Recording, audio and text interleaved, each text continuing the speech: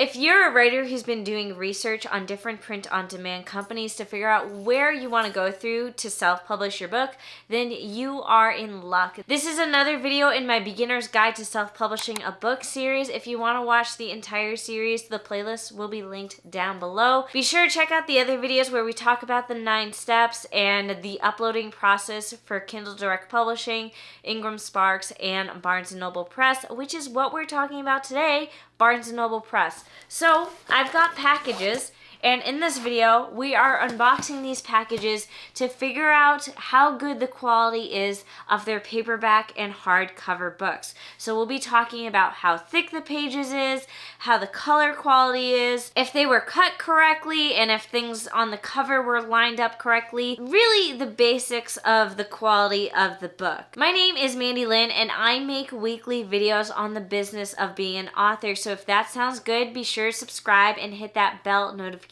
icon. I can't wait to unbox these books with you guys, so let's get going.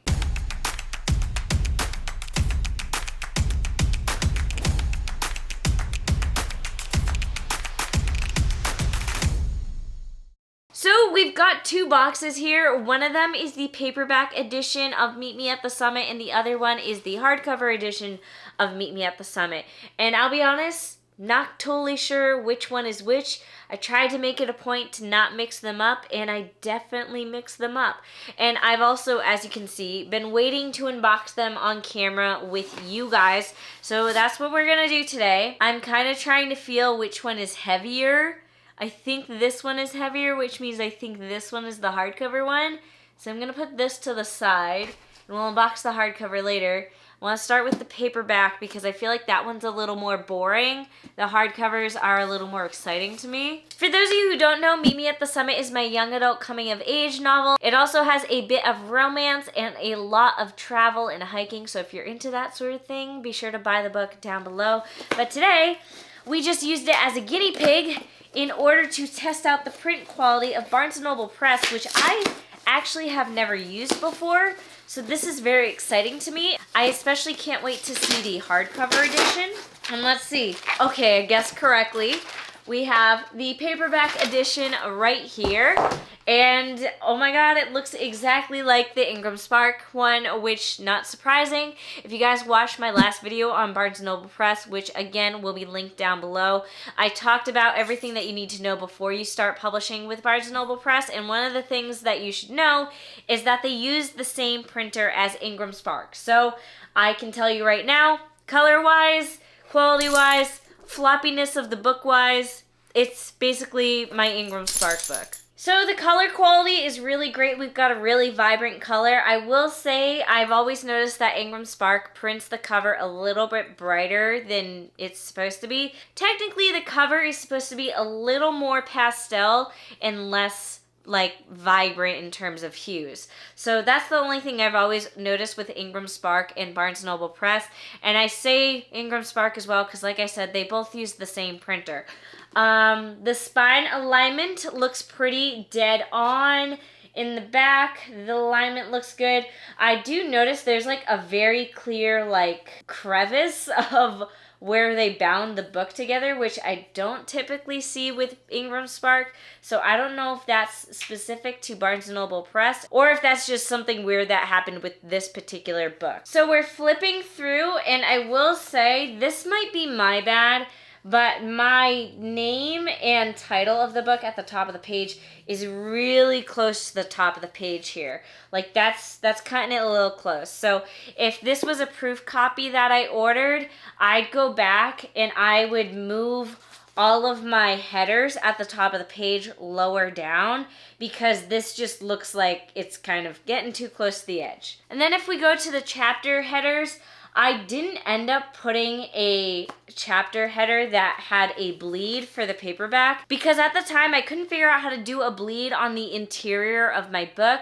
I did figure that out later for the hardcover edition, so hopefully when we unbox the hardcover edition, we'll see the artwork extend all the way to the edges of the paper, and perhaps that means that the header of my book will be in the correct spot as well, because when I designed the interior of my book, I designed it, keeping in mind that the interior was going to have a bleed section. We'll see what the headers and footers look like for the hardcover edition, but again, that might be my bad rather than Barnes & Noble Press. Next thing I'm doing is I'm taking one page and just kind of seeing how transparent the page is. It is definitely transparent, and when I look like directly at the page head on, I can see through the paper just a tiny bit. Like, I can see that there are words on the other side of the paper, but I can't make out what the words are. It doesn't distract me from reading. So I would say the paper quality is standard to most books, which is kind of what you want anyways.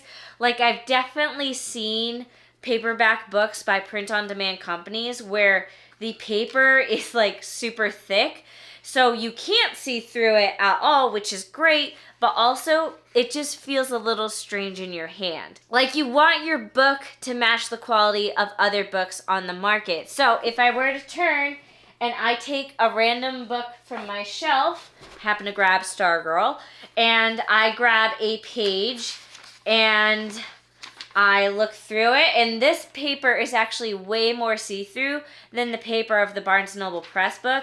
This paper, it sounds thinner. Like, I don't know if that makes any sense. I can tell this is a totally different paper type. I will say for Barnes & Noble Press, I chose the cream paper, and this I wouldn't qualify as cream. I forget what this is called. I think it's like gray walled or something is what this color paper is. It's the type of paper where it has like the teeniest, tiniest bit of texture to it. Where this cream paper is very like flat finish sort of paper, if that makes any sense. But yeah, there's definitely a healthy balance of having like a thick piece of paper, but not too thick, because if you have thick paper, it'll just make the spine of your book thicker and it'll feel clunkier, that sort of thing. So that's the paperback edition. Let's move on to the hardcover edition. Now, I'm super excited for the hardcover edition because so far this is the only hardcover edition I have of Meet Me at the Summit. And this is the edition printed by Kindle Direct Publishing. If you want my full review on Kindle Direct Publishing's hardcover editions and how to upload your hardcover edition and like the quality review, I'll leave that video linked down below. But as you can see, I'm a little disappointed because it has this not for resale bar across the entire front of it. So while this is the only hardcover edition I have in my book, it's kind of sad because like I can't really take photos with it because it's ugly. Which brings us to the hardcover edition provided by Barnes & Noble Press. And I'm just gonna unbox it. It has a jacket, so that's also something I'm super excited about because Kindle Direct Publishing doesn't offer jackets right now. And while Ingram Spark does offer jackets and countless possibilities printing-wise, they're just a pain to work with.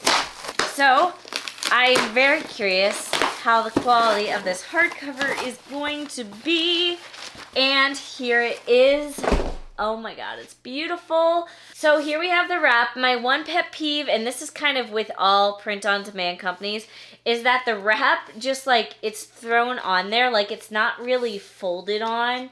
Like it just feels like it was thrown on and it's not quite been folded into place. But honestly, it's beautiful. It feels beautiful. I know some people complain about like the matte editions because both my books, I always print my books in matte. People complain that the matte editions, they'll like, if your fingers are greasy, it'll leave like fingerprints. I don't see that as an issue here. Like, I honestly, I'm putting my fingers all over it, I promise, and I'm not getting any weird sort of fingerprints. We're gonna go ahead and take the jacket off. As you can see, it comes off real easy. And here's the full wrap. Like I said in the video where I was uploading the hardcover, this is not how I would design this flap here. It was kind of just like I need to get it designed real quick and blah, blah, blah. But this feels very nice. Honestly, I love the texture of it. I don't know if that's weird to say. And then we have the book itself. So I will say I'm a little disappointed that there's nothing on the spine here. So like if I put this book on my shelf, I have no way to tell which book it is if it doesn't have the jacket on. Obviously, I can pick it up and leaf through and see which book, but you guys get the idea. The texture, it feels weird. Like, it's very close to this texture, but like a little bit more. Like, it almost feels like it's got a layer of something. I just can't quite put my hand on it. It's printed by the same printer of Ingram Spark, and Ingram Spark offers what they call digital cloth hardcover. So I assume that's what this is right here. I assume this is what Ingram Spark would call their blue digital cloth, because it's blue and it looks like cloth, but it's literally just printed on. Like, this is not fabric. This is literally just paper that has some sort of weird finish on it. So the bummer with Barnes & Noble Press is that you can't choose what goes underneath your book. If I was printing through Ingram Spark, I could choose what's underneath my book, and I could make it so it has the title of the book and my name on the spine. With Barnes & Noble Press, I don't believe you have that customization option unless I missed it in the uploading process. Who knows? But other than that, it's a beautiful book. Let's put the jacket back on just because we like it nice and pretty, and then we'll look at the interior of the book. So when we look at the interior, everything's looking pretty good. Again, we do have my name and the title of the book pretty close to the top. Let me turn to a chapter title. This is the header image I created for all of the chapters, and it looks great. It looks like they cropped it correctly. Actually, no, they didn't.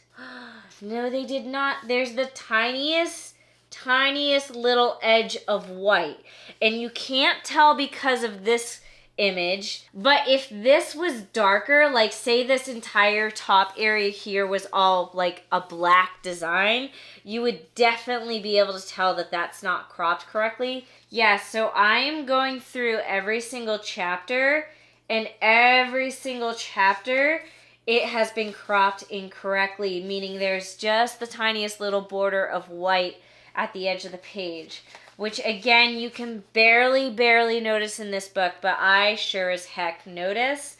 And I do know I said when I was uploading the files that on the chapter headers, some of the chapter headers, there was the tiniest edge of white, but that edge of white was on the interior area where the book is bound, not the exterior at the edge here. As far as I'm aware, I uploaded the interior files correctly and it cropped incorrectly. If it were me and I really wanted to publish my hardcover book through Barnes & Noble Press and I wanted to have a bleed section on my interior, I would actually email Barnes & Noble Press, send them photos of the issue and be like, what do I need to do to fix this?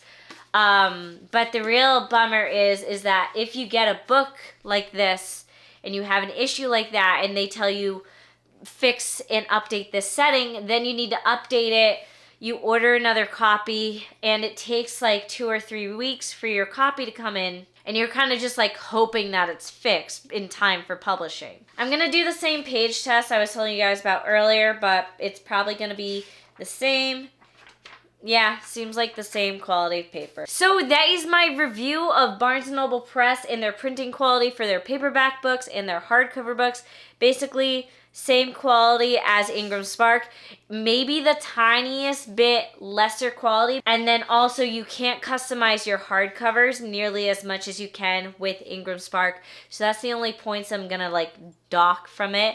But otherwise, pretty happy with Barnes & Noble Press. I would definitely use them to print proof copies of my books. So if I wanted to get a copy of my book without this ugly not for resale bar across the top, and also if I wanted to avoid the fee that you get when you print with Ingram Spark, you can definitely choose Barnes & Noble Press.